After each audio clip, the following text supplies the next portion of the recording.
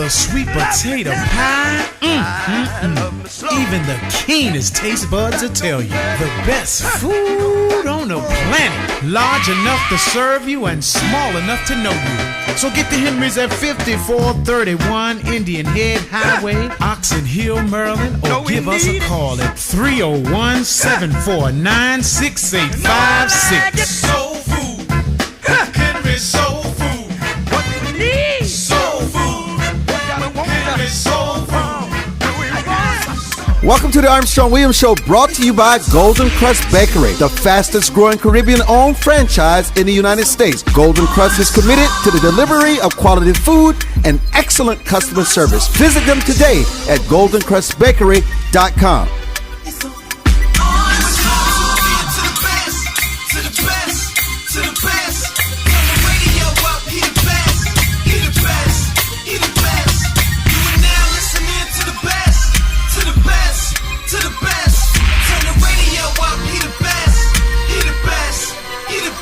Armstrong, hello.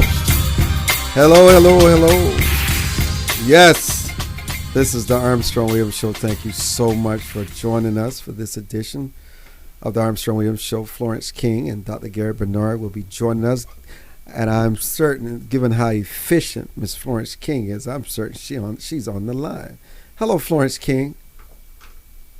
Now that shocks me. You know, it's interesting because the guys normally register in about 4:53, letting me know we're all online. Haven't heard from the WGCV posse today. Gives me a little cause for concern because they're so professional. They're so on top of their game that when I don't hear from them, I was like, what is going on in the house? Because I know Florence King is calling in and I know Gary Barnard is calling in. But anyhow, I know it's going to all... Ooh, I heard a little tweet. What was that? Was that you, Miss Florence King? Maybe not. But anyhow, it's exciting. The government may shut down today. Ooh, my. What do you think about the government shutting down? You think it's going to impact you? I actually think if the government shuts down, I think people are going to realize how little we need the government in our lives. I think the government being in our lives is so overrated. Not that I'm advocating a government shutdown, but it's not going to impact me in any kind of way. And I certainly feel they should delay Obamacare, affordable care, for another year, especially until they get this all sorted out. There's so many unknowns. It's going to impact so many customers. Rates continue to soar.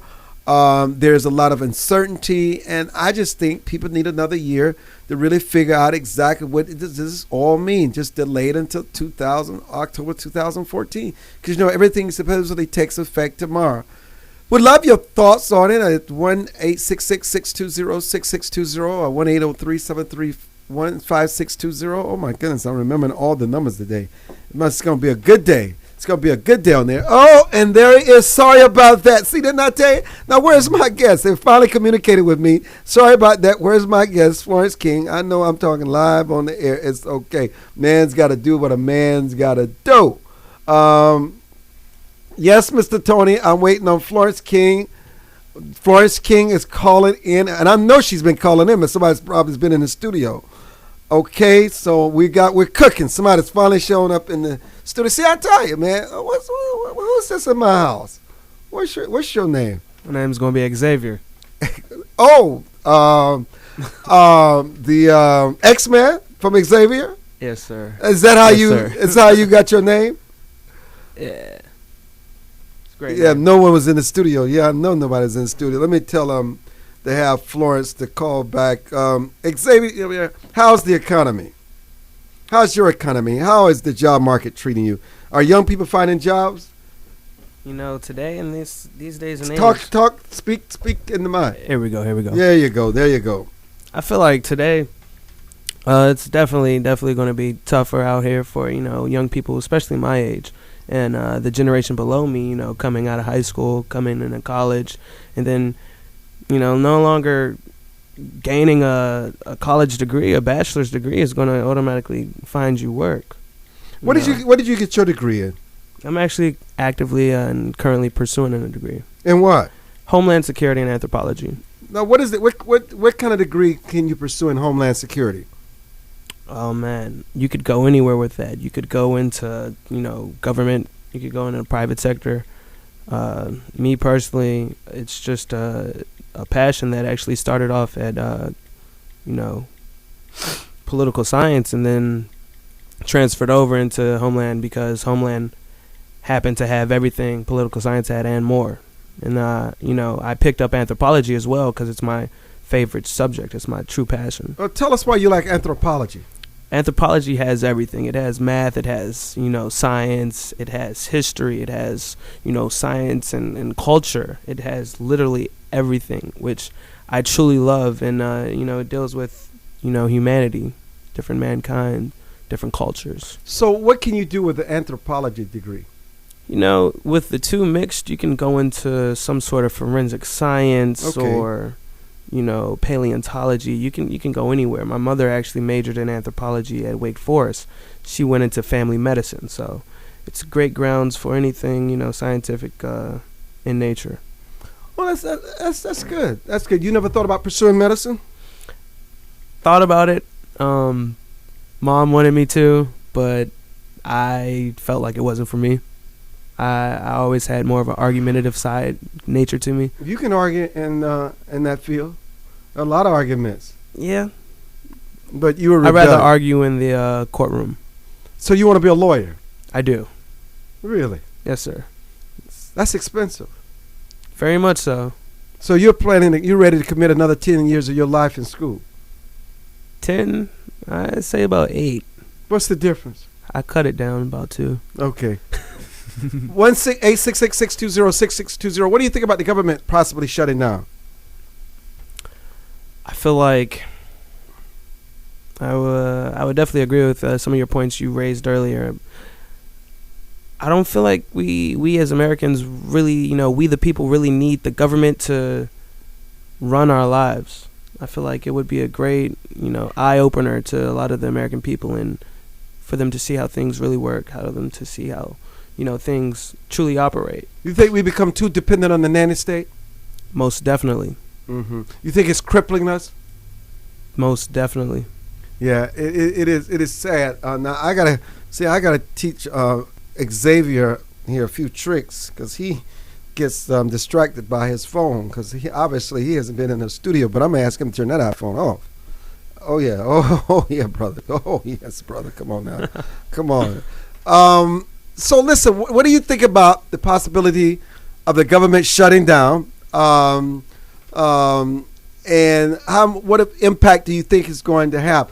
Are many of your peers, your generation, unemployed? Are they finding jobs? How are they embracing this economy that we're in? I mean, they're definitely finding jobs. It's not like it used to be. Finding jobs in what field? I was going to say a lot of my classmates usually went into the government, so that's obviously not going to be the same. So they've been having to find jobs in private sector. In government doing what? What kind of type of government job? I'll start it off at summer internships, turning over into. I have a few people who I know who are currently paralegals, with different agencies in the government that I personally don't know which fields they're in, but they do paralegal work. What do you find is the biggest challenge? Because you're 24, right? Yeah. Yeah. What is the biggest challenge for your generation? Because I know many of your peers like yourself find yourself still living at home because it's very difficult to live on your own. We talk about those types of scenarios, but we never really put a face to it. So you will come as close to it as we ever had. Talk about those situations, wanting to be on your own, wanting to make ends meet, but the reality that you can't. Well, I feel like it starts with. I feel like it starts with being able to, truly find out what you want to do, and then being able to find the means to do so. Myself, I do still live at home. I was away for school for a few years in Richmond, Virginia. I had my own place down there. When I came back home, I felt like it was more easier on myself, less hardship, less struggle, trying to provide for myself at such a young age. And I guess it got kind of comfortable. And one thing in my generation that I feel like is, kind of detrimental to our society in our young culture is this lackadaisical nature that we all have. We get comfortable. We don't pursue, as our forefathers pursued. So we lose that nature of aggressiveness. That aggressiveness. Florence King, how are you today? I am so fine. Why would you punish your brother? You know I can't go 9 minutes without hearing your voice. I cannot believe that. I forgot. So Nancy called you. Yes. Oh. Yes, she did. Thank God. I said, what is going on? How could you forget? I forgot. You forgot your brother. Yes. My ego is deflated. We're talking about the younger generation finding jobs, finding employment. Xavier was explaining to us how tough it is, but it seems as though many people are buying homes again. Yes, they are. You will not believe. Just this past Saturday, I was at TD Bank with dual night monthly seminars on first-time home buyers and credit management. And believe it or not, the place was, energetic and people back on track again, trying to buy homes. What has changed? I know it must be several factors. I don't know Hold that people... point. Florence King is our guest. Hold that point. We're coming back. Xavier is here with us. Gary Barnard will be joining us later. We'll be back.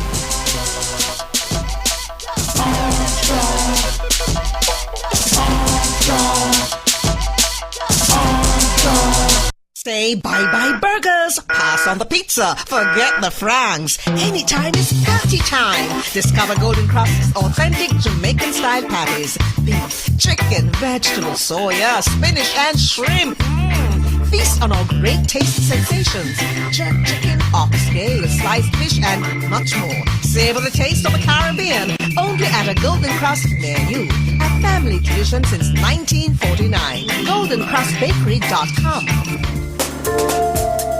For more information on the Armstrong Williams Show, please visit our new website at www.rightsidewire.com. There you can find his syndicated column archive, view live streams, and get your favorite conservative pundits' views on the current issues affecting the American people.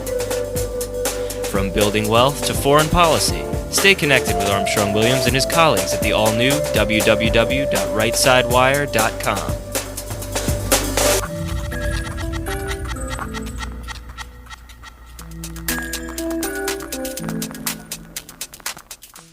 Hi, this is Armstrong Williams. What does it mean to be conservative? Freedom of speech, freedom of free enterprise, freedom of assembly, less government, less taxes. As a matter of fact, a flat tax. Everyone should pay proportional tax. It doesn't matter whether you make $100 million or $10,000. Everyone should pay their 10%. Everyone should have something at stake in this American economy. I'm Armstrong Williams, expressing what we mean by conservative traditional value. Does your school, team, church, or charity need a new fundraiser? Do you need to work out of your home or part-time? Are you a small business that can use an additional revenue stream? Then you need Yellow Llama. Do you need affordable web services or tools to enhance your existing business? Are you a graphic artist who wants to create a revenue stream with your art but not get ripped off? Then go to www.yellowllama.com. America must change course if we hope to survive and save the American dream for our children and grandchildren. How do we fix Social Security and Medicare? How do we cut government spending? How do we reform health care? How do we simplify the tax code? The Heritage Foundation has a bold plan that tackles these tough problems using common sense solutions that leave partisan politics on the sidelines. Find out how we can save the American dream at savingthedream.org, paid for by the Heritage Foundation. Hi, this is Armstrong Williams with an opportunity to own a piece of paradise in Nassau, Bahamas. Spectacular land prices, 8,000 square feet, 20,000 square feet lot, affordable prices, hilltop properties with views of the magnificent sea. Just call 242-677-3120 or 3121 or go to info@rightsidewire.com and leave your information. Where heads of state, sports, entertainment, and political celebrities meet. You're listening to Armstrong Williams. Our very special guest, Florence King. Florence, it's always a pleasure having you on. Talk to us why all of a sudden the change that it's become a buyer's market. Well, there's several factors, and let me just tell you a few. Most people, believe it or not, people who were not getting into the water and who's doing it now, they have been sitting back watching. But believe it or not, in 2011, just 2 years ago, the rich people, they were buying homes, but nobody else who could afford it, they were not. They were sitting on the sidelines. And then you're wondering, well, do the rich people know something that we don't know, meaning the, working class? And found out that a couple of years ago, the wealthy people who were purchasing homes, the buyer's confidence was back in the marketplace. And so with them buying so many homes a couple of years ago, now, fast forward 2013, the working class people, they are sort of getting it. Because we're seeing appreciation, it may not be that large of appreciation in homes, but, when you even get 5, 10, up to 18% appreciation in your homes, it's time to start purchasing. Now, people who might already have homes and they are still upside downwards, that may not be a great idea. But if their home has already appreciated in value, yeah, they are refinancing or trying to get a second home. But for people who are first-time home buyers, appreciation, they will see that right away. Because think about it, they don't have to start at, behind the lines, upside downwards. So, and another factor is they had a lot of foreign buyers who came in, especially in New York. They saw a lot of foreign buyers coming in, buying up properties, Palm Beach, and different places like that. So a lot of factors is coming into place, and you got to think about it, supply and demand. It is supply and demand. What is it? How is the buying of property, qualifying for property, working with banks and working with your credit scores and all the things that necessitate your assurance that you're going to buy, how has that changed in today's market? Well, believe it or not, I'm even seeing some leniency in that part of buying, especially with some of the financial institutions. They are coming up with some of the same programs, but they're not offering some things on the one side is bad, and then on the other side is good. Let's take, for instance, the PMI. Now, what they're promoting is you put 20% down on the house, so you won't have to pay the PMI insurance. Now, if you don't put 20% down, that PMI insurance is going to follow you the rest of the life of the mortgage. So in the past, after you have paid into the amount that is secured up to maybe 5 to 6 years, you would no longer have to pay PMI. But now it's forever if you get a house with less than 20% down. This is something they're trying to cover so they won't have the same thing that happened in 2006 and 2007. So that's kind of stiff for people who may not have that cash to put down. If they're trying to purchase a $300,000 home, 20%, of course, is $60-some thousand, and they may not have that in their coffers. But the homes that they're promoting where the working class can afford, like the FHA, which is 3.5% down, and some of the other financial institutions, which is just 5%, which is even 10% for people can afford. But guess what? They have to tack on that PMI. Well, I find, for those of you that are just joining us, F&K Credit Education Center is owned and operated by Florence M. King, a former employee of Equifax Corporation, one of the 3 major credit reporting agencies in our nation. FMNK Credit Education Center, has emerged as one of the leaders in educating the consumers on their rights to apply for federal regulations to protect them from unfair credit practices. Is there a good age? Should young people take advantage of this buyer's market, or should they continue to rent? Yes, they should, because between the ages of 18 and 24, they're if they are between those ages. And believe it or not, some people bought their first home, young kids, around the age of 21, 22. So if they're between the ages of 18 and 24, they are considered a low risk, and basically their credit scores is a little more sounder than someone 25 and 48. So that if they have a sound and solid position or job, or if they actually, out here looking and they're, physically on their own independently, and if you see some of them at that age, they're paying about $1,800 in rent anyway if they're no longer at home, they can afford a condominium. What is it? And so I think it's the best time that they can take advantage of it, even if they are actually, taking advantage of the first-time home buyers programs that they have in, the tri-state area. So what steps should they take to qualify? Because it seems to be so intimidating for them. Right, and they really shouldn't feel that way, because basically it's really so many what we call banking institutions that tell you that they have what they call first-time home buyers kits. And these kids, they're smart. They right out of college and things, and they let them, believe it or not, they actually have sort of like a checklist for them. And they actually tell you exactly what it is that you need.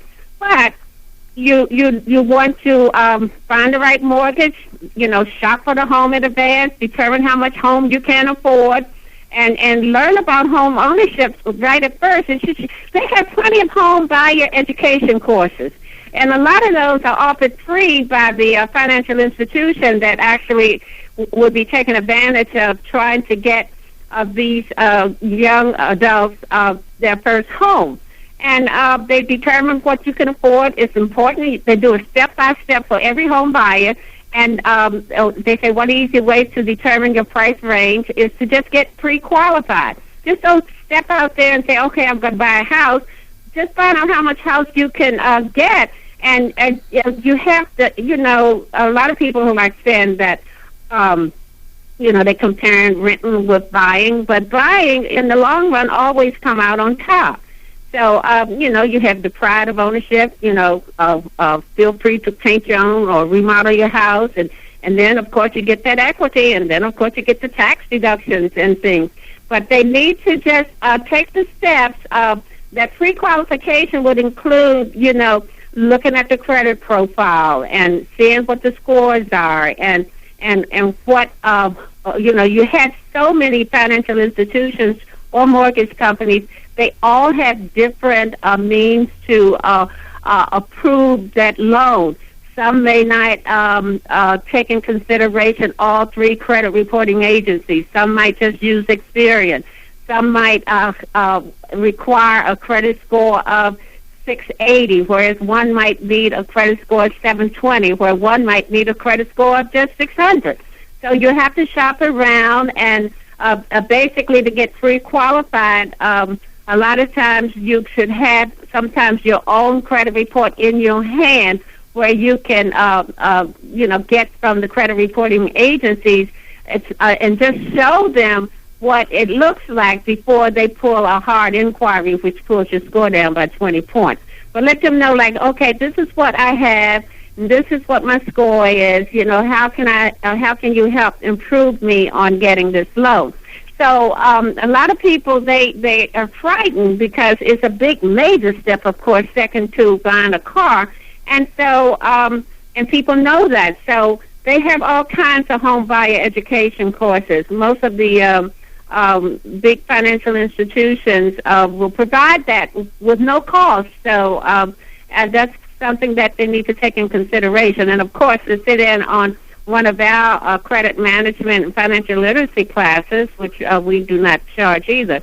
But that's something that they need to take advantage of.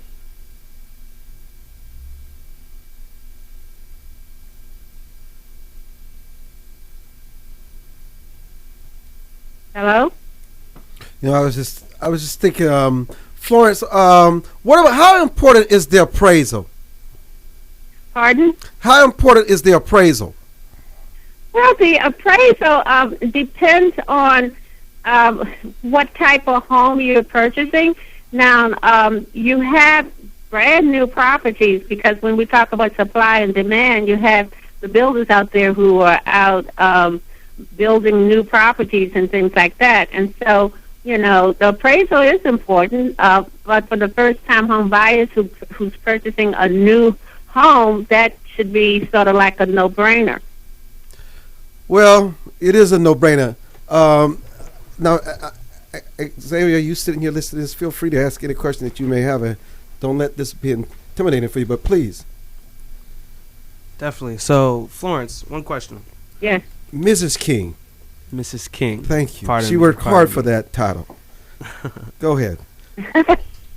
What are some of the first-time home buyer kits that you recommend? Well, you have okay. You've heard of TD Bank? Yes.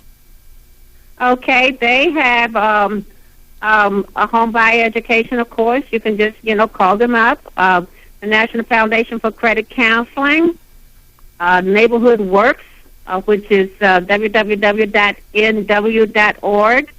You have the National Foundation for Credit Counseling, which they have a first-time home buyers counseling service, www. Florence, hold there. I'm going to come back and give you a proper goodbye. Stay there and I'll let you finish giving Xavier what he asked for. Don't go away. We'll be back.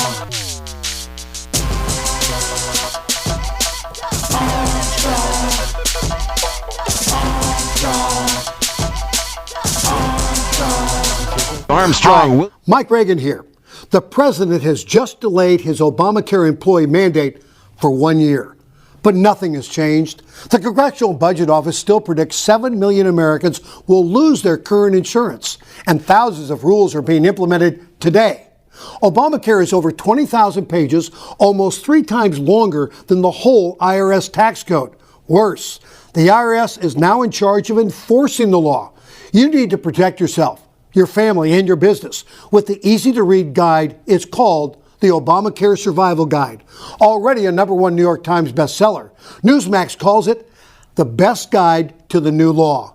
Get the Obamacare Survival Guide today at bookstores everywhere, or get our special $4.95 offer and save $15 off the cover price by going now to Obamacare911.com. Obamacare911.com. That's Obamacare911.com. Life is full of unexpected changes. Everyone has potential to do wrong. And when they choose to do it, contact the Bucksell Group for your private investigation needs. TheBucksellGroup.com or by phone at 202-243-9746. Whether there's an instance of a cheating spouse, child custody, process service, or security, don't continue suspecting. Get closure so that you can move on with your life. Visit TheBucksellGroup.com now or call 202-243-9746. If you think it's happening, it probably is. Join the millions of Americans who pursue one of our country's finest traditions, from hunting to sport shooting. Since 1871, the NRA has grown as a service organization involved in all aspects of shooting sports and is a proud defender of the Bill of Rights. Join today to begin taking advantage of exclusive membership offers and discounts, including up to $25,000 in insurance coverage. Contact the NRA today. Call 1-800-672-3888 or visit nra.org. Most Americans simply have never been taught the basics of money management, let alone how to secure their financial future. But there is hope. Financial Education and Literacy Advisors, also known as FELA, does what others don't. FELA teaches financial education. If you'd like more information about providing a financial wellness program for your employees, or a credit-bearing college course in personal finance, or other valuable programs, please visit myfela.com. That's myfela.com, or send an email to info@myfela.com. Elder Chicks is an exciting part of the fastest growing segment of the population. Women in their 70s, 80s, and older who are mastering the art of a senior life. We're no longer unseen and unheard. We're providing role models for each other and the baby boomers who are fast approaching retirement. Join our virtual community. Hit www.elderchicks.com on your computer keyboard.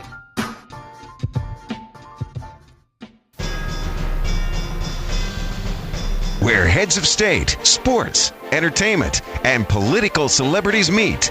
You're listening to Armstrong Williams. And Dr. Florence King, you were answering Xavier's question. Please continue. Okay, great. He had asked, where he can tap into some of these home buyer education courses.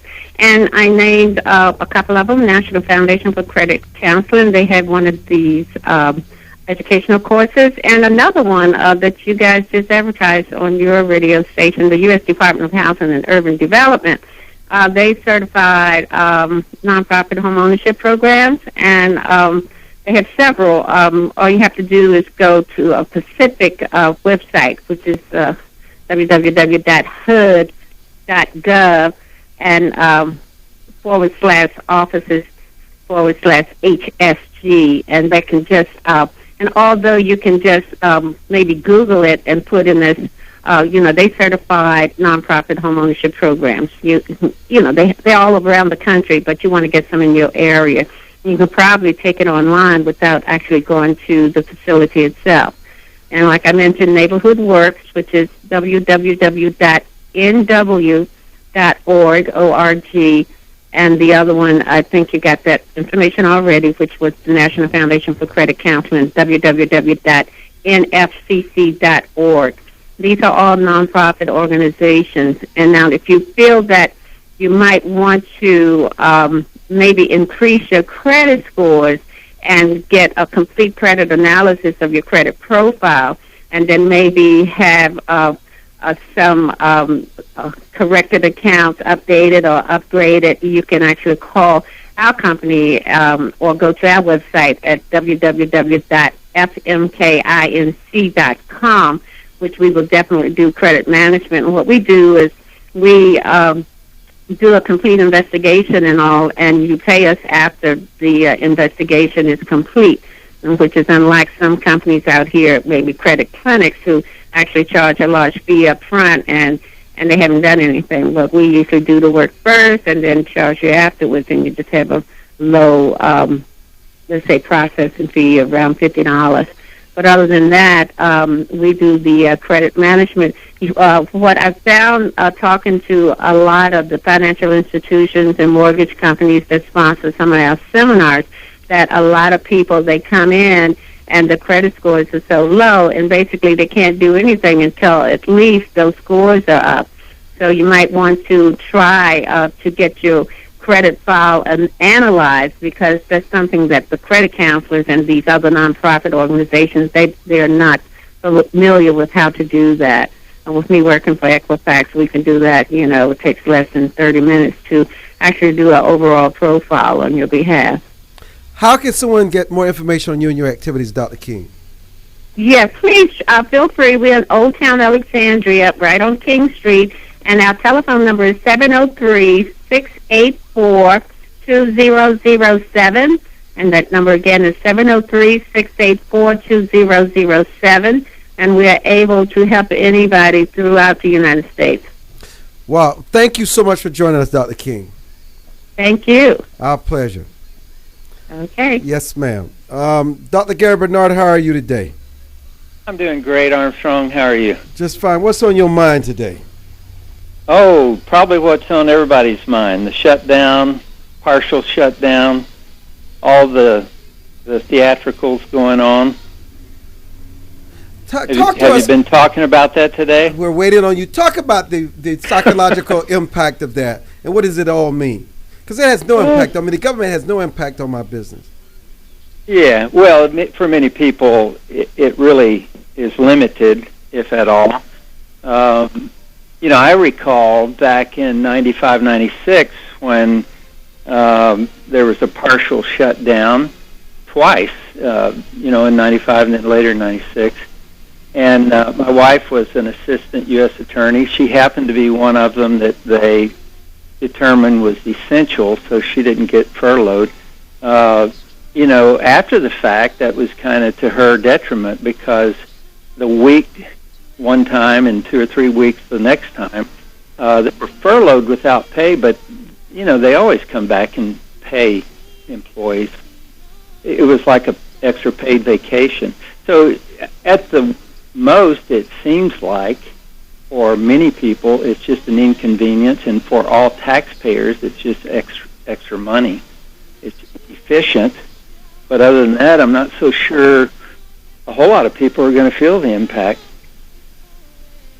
So it's a tactic of generating fear. That's one of the common things that it seems politicians do, kind of creating a fear factor. Where do you think the blame lies, and why? Well, I stopped it. It seems like I'm avoiding this question, but I stopped a long time ago with blame. I really look at it as responsibility, and it's shared responsibility. I see that both of the two parties, both sides have things that they really believe in, but they're using them in such ways, and their style of trying to manage or come up with conflict resolution and come up with answers is many times counterintuitive and counterproductive. Let me tell you what I mean by that. If you look at what social psychology or cognitive psychology gives us on this, it has to do with conflict resolution, and there's something called the dual model of conflict resolution, and it says basically that the dual aspect is interest in self, interest in others. And then there are 4 or 5 different styles that are used to manage conflict or resolve it. And they're typically weighted one way or the other, or more in a fair and balanced way. And what seems to happen is there's this internal, within the group, paranoia or hypersensitivity, so that everything's very defensive, and everything that each group thinks about, they think about it in such a way that they have this confirmation bias that's going on. We tend to think about things that are going on in the way that we believe them to be true. We don't look for evidence. In fact, we just simply say, well, that's what I believe, so I'm going to go with that side. That must be true. That must be factual. And both sides are doing this, of course. And then they're using these different styles. And let me just go down a list of them just so listeners will have it. I don't want to go into exhaustive details, but there's a competitive conflict style. And one can automatically see where that's more on the self-preservation or the assertiveness style, not the empathy or concern of others. And these are folks that say, hey, man, I see this as a win-lose situation. I want to be on the win side, so let's put all of our resources into winning this thing. That's one style.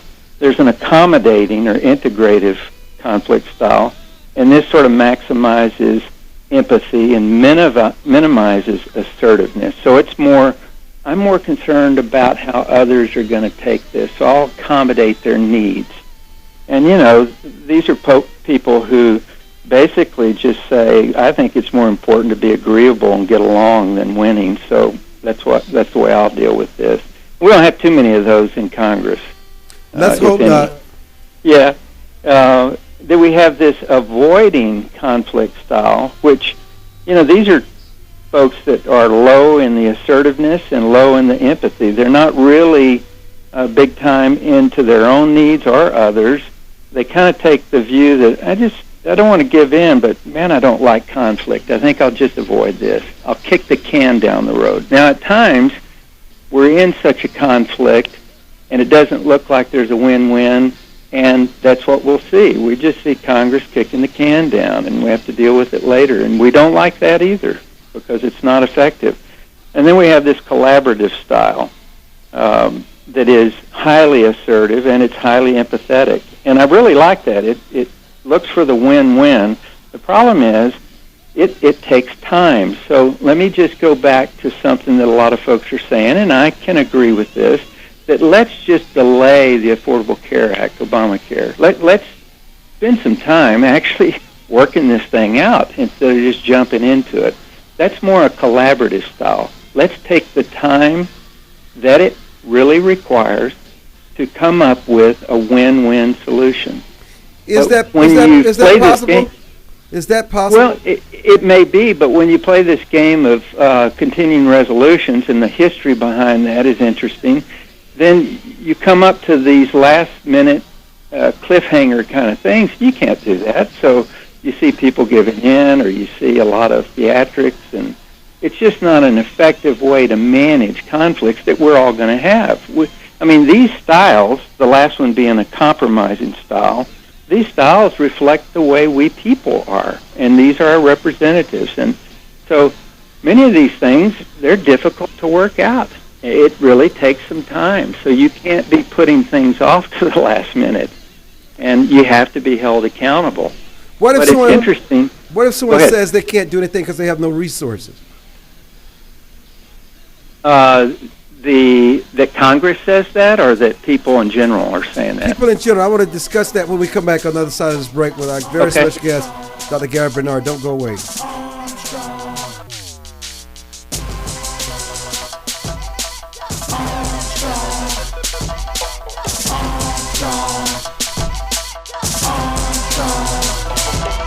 Say bye-bye burgers, pass on the pizza, forget the francs. Anytime is party time. Discover Golden Cross's authentic Jamaican-style patties. Beef, chicken, vegetables, soya, spinach, and shrimp.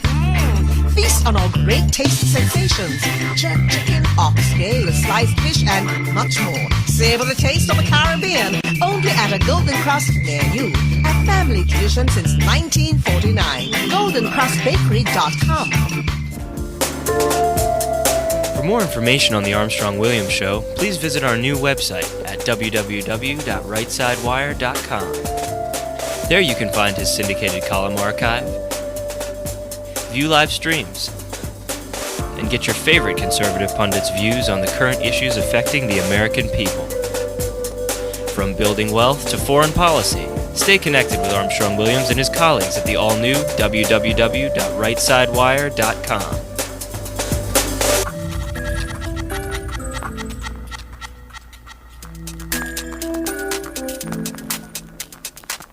Does your school, team, church, or charity need a new fundraiser? Do you need to work out of your home or part-time? Are you a small business that can use an additional revenue stream? Then you need Yellow Llama. Do you need affordable web services or tools to enhance your existing business? Are you a graphic artist who wants to create a revenue stream with your art but not get ripped off? Then go to www.yellowllama.com. Anderson Brothers Bank, a family-owned and operated establishment that blends traditional personal service, local market awareness, and advanced technology to meet the financial needs of its customers. Visit abbank.com or call 843-464-6271 to see how they can assist you with your banking needs. Anderson Brothers Bank, celebrating 75 years of community banking, the way it should be. Stability right in your backyard since 1933. America must change course if we hope to survive and save the American dream for our children and grandchildren. How do we fix Social Security and Medicare? How do we cut government spending? How do we reform health care? How do we simplify the tax code? The Heritage Foundation has a bold plan that tackles these tough problems using common sense solutions that leave partisan politics on the sidelines. Find out how we can save the American dream at savingthedream.org, paid for by the Heritage Foundation. Join the millions of Americans who pursue one of our country's finest traditions, from hunting to sport shooting. Since 1871, the NRA has grown as a service organization involved in all aspects of shooting sports and is a proud defender of the Bill of Rights. Join today to begin taking advantage of exclusive membership offers and discounts, including up to $25,000 in insurance coverage. Contact the NRA today. Call 1-800-672-3888 or visit nra.org. where heads of state, sports, entertainment, and political celebrities meet. You're listening to Armstrong Williams. And Dr. Gary Barnard, please continue, Dr. Barnard. You had asked a question about what if you don't have resources. And, yes. You know, I look at that in the way of, well, okay, but that's not an excuse. It's an explanation. And I know personally, if I want something and I don't have the money for it, that produces a conflict for me. How do I resolve that? I could go borrow it. That's one way to do it. But if I do that enough, it defines me as a pretty inefficient person who's always paying heavy debt service, and I'm not living a very practical life. I'm digging a deep hole for myself. So typically you resolve that conflict by saying, I got to suck it up. I need to go make some more money. I need to save if I really want that. And, you know, that's a more simple thing in our personal lives. We have this very complex, huge government bureaucracy now that's totally out of control. And so we're not talking about simple things, but it's a simple principle. And how do you hold people accountable for that? You have three branches of the government, and none of them have any way of being held accountable. We're supposed to do that as the voters, and yet we don't know enough. And there's a shell game going on constantly, and the media, you know, fuels that. And so how are people supposed to know? Well, they make emotional decisions, and they use this confirmation bias. Somebody says something they like, and it's what they believe, so they say that's the truth. And they're stuck on that. Now, that's not a very effective way to determine what's true and what's false. But it doesn't take much energy, does it? And no. That's what people usually do, and it's sad. So it's sort of the fallacy of democracy that, you know, that somehow we live in this free country, and aren't we glad we're democratic? Well, yes, but it's also kind of the downside, because the voters aren't very well educated on these things. We don't know enough, and it's gotten so big and so huge. So these are emotional things, and then we're pushed to the brink, and then you have to cast blame. That's the way we think. I don't cast blame. I just try to hold people accountable to their responsibilities, and that's a tough thing to do in and of itself. But if you look at the history of this, and I had read this at one time, Armstrong, and I went back just to pick up on it. You know, back in the 1800s, War Department was overspending, and they put stuff on credit, and Congress goes, whoa, that's not the way it's supposed to be. We have the power of the purse. So they come up with this Anti-Deficiency Act. Well, this has morphed over time into these continuing resolutions. So we're not going to be responsible for staying within the budget. We won't even appropriate budgets for a year, but we'll do this continuing resolution and fund it through the back door. And so this has just become a way of life. And somewhere around Carter's administration, as I remember, his attorney general made these statements about the law and said, listen, you can't do that. It's either fund it or don't fund it. You know, you can't say that we're not going to fund this and keep government employees on the payroll. You have to send them away. And then later he comes up with this, yeah, but we're not going to do that to Medicare, and we're not going to do that to military and to air traffic control. And this has just stayed with us. So we'll fund the absolute necessary things, but we'll use this other stuff to play with to get people on the brink. It's just a very inefficient way of doing things. And once it's grown to that point, it's a very difficult thing to resolve conflict. It's more into use the media to blame the other side so you can keep getting people elected and keep doing the same thing. And I don't think anybody has a real interest in that, but look at how we're divided as people. You really think we're divided? You don't think it's just a perception? Oh, I think I come across enough people who really do believe one way or the other and really can't distinguish and talk intelligently about why they make that choice. So I have to assume It's this confirmation bias. It's the way I believe, and I want to be around people that believe like me. And we see that all the time in human behavior. We see it with churches and denominations. We see it now with the jihadists and the, and the more moderates. We see it's just the way we are unless we recognize that this is our tendency and it's taking us in the wrong direction. And we got to do something about that. We have to recognize and put something in its place. And that's what do we replace it with?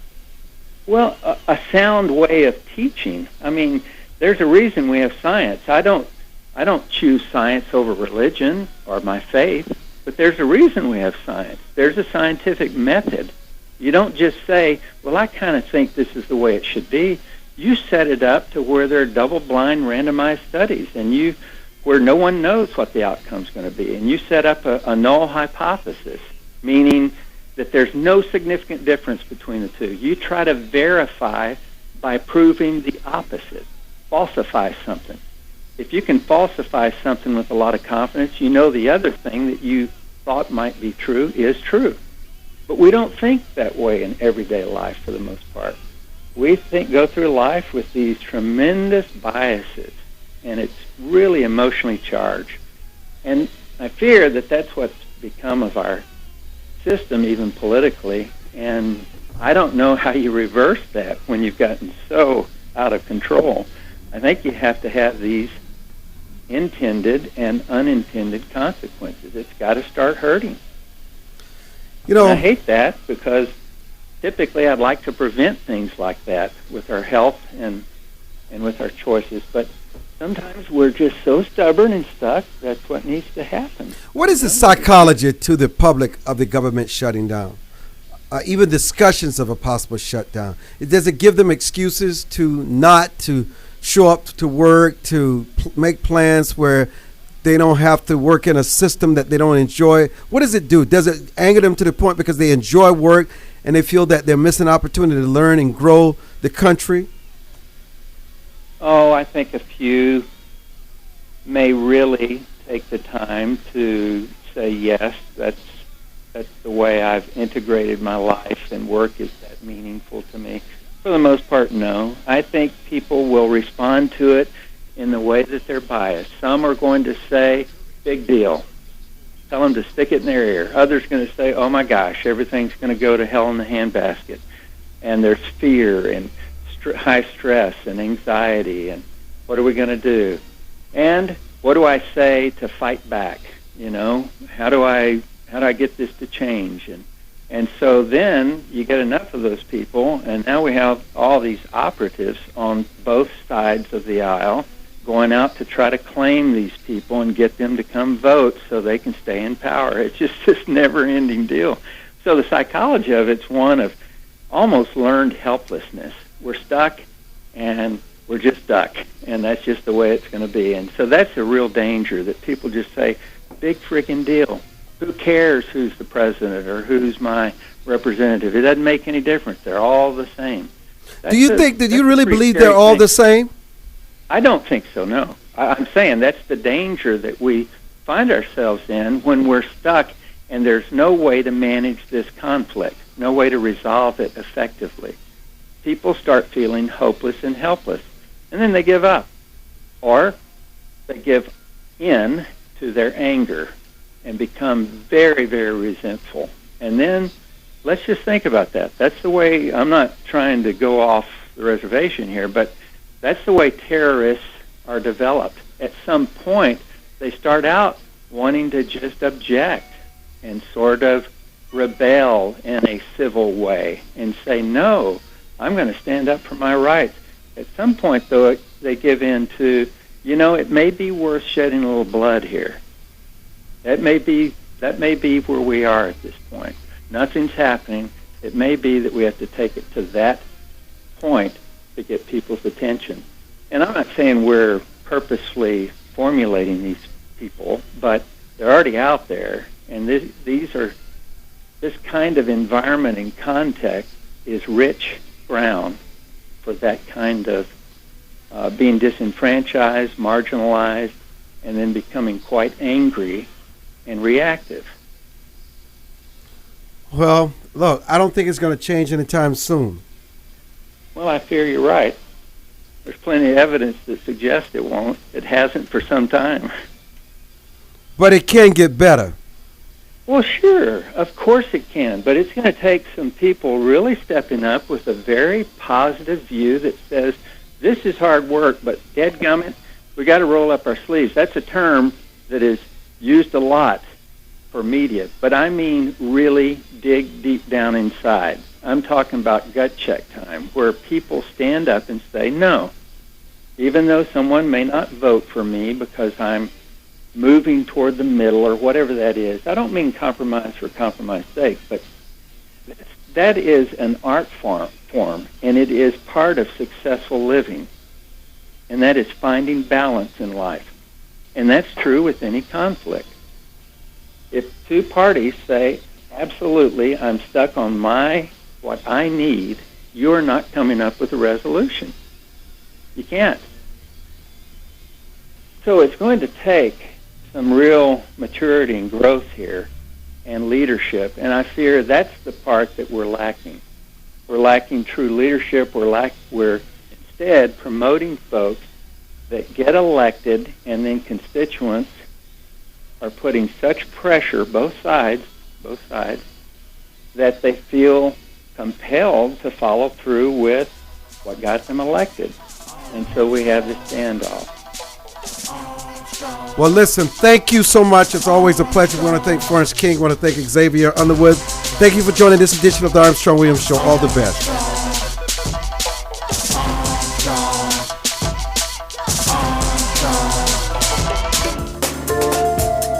For more information on the Armstrong Williams Show, please visit our new website at www